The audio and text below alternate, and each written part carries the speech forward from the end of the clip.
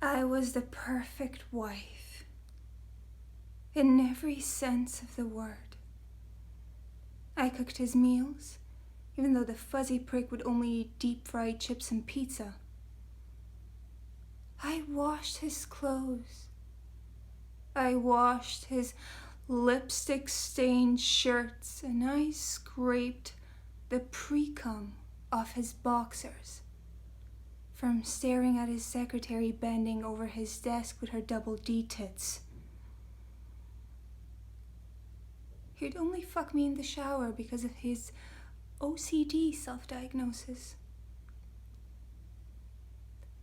I let him fuck me in missionary because that was the only way he could get it up. I didn't shave my pussy because he hadn't quite moved on from the 70s when Bush was on the menu. I even let him eat me out with that sad, pathetic excuse of a tongue. I pretended I liked his mother, even though he knew we both hated the fuck out of each other. She would always kiss him on the lips and then look at me and smirk afterwards. I just smiled. I drank warm beers and I watched shitty chick flicks, and I would hold him when he cried like a little bitch because Shelby died and still magnolias. When I got pregnant, I even let him choose the name. Fenton. Who the fuck looks at a child and names them Fenton? But I agreed. Because I was the perfect wife. I stayed with him after he cheated on me with every whore he would get his erectile dysfunctioning hands on his business trips.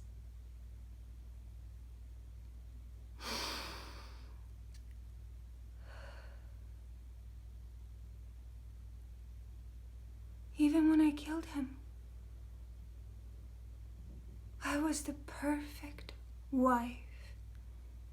I didn't make a mess, his OCD and all that. It was quick and painless. Straddling him whilst holding a pillow over his face and watching him twitch as he died was the most thrilling part of our marriage. The funeral was flawless. Daddy's little Fenton spoke beautifully. And his bitch of a mother with the Jocasta complex cried the whole service. It felt fucking good to hear her weep. And I even sobbed perfectly. Because I was the perfect wife. And no one suspected a thing.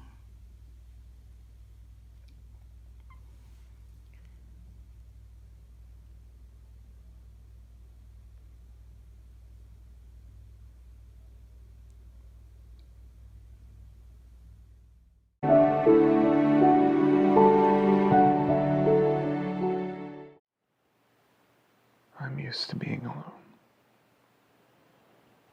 Being alone is my safe space. I like it.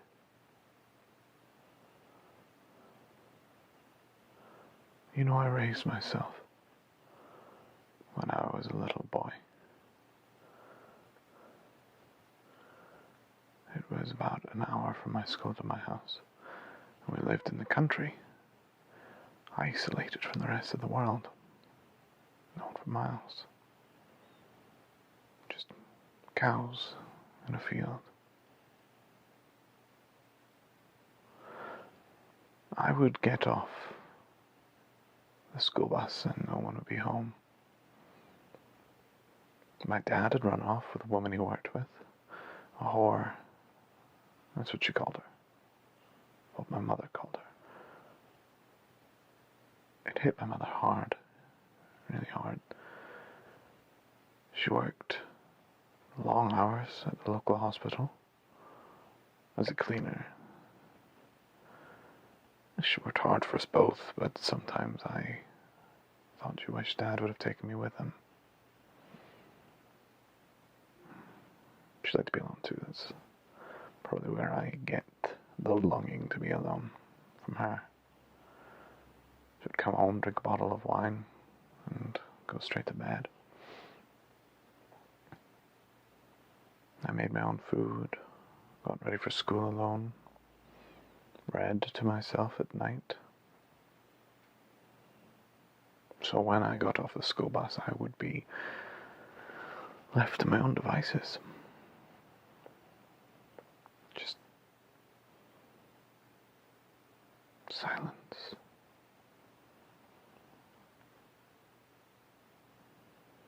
The only faint sounds I could hear were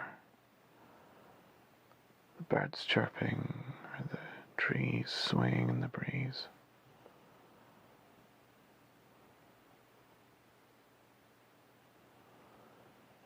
One day as I got off the bus, there was a baby bird, a starling or a sparrow.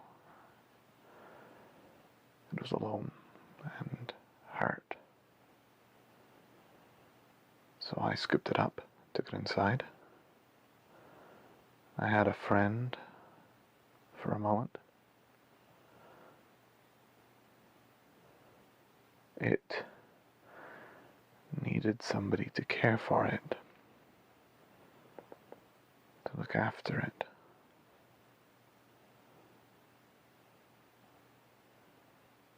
I prayed to God to let the little bird live so that it could go back to its mummy and daddy.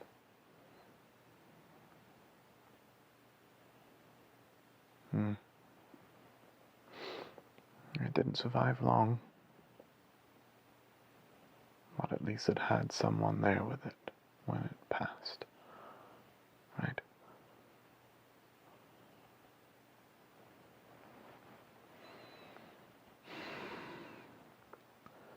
I put it in an old shoebox, and I waited for my mother to come home. I waited for hours. She came home, exhausted, and had her nightly bottle of wine. I took it through to her. I was crying. She smiled. First time I had seen her smile in a long time. She opened the box. Her smile turned to a grimace. She just looked in the box, no words.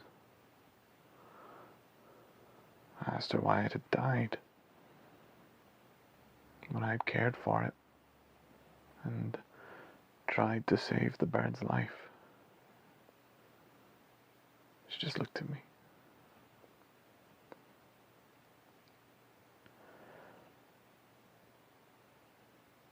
I asked her why God hadn't listened to my prayers. She turned to walk away, and she stopped. My mother said to me, God doesn't listen to our prayers, Lou. He has always left us to salvage and fend for ourselves.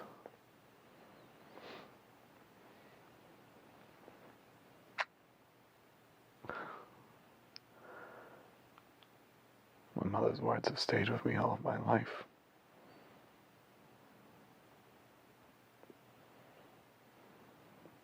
I can't believe in God to help me.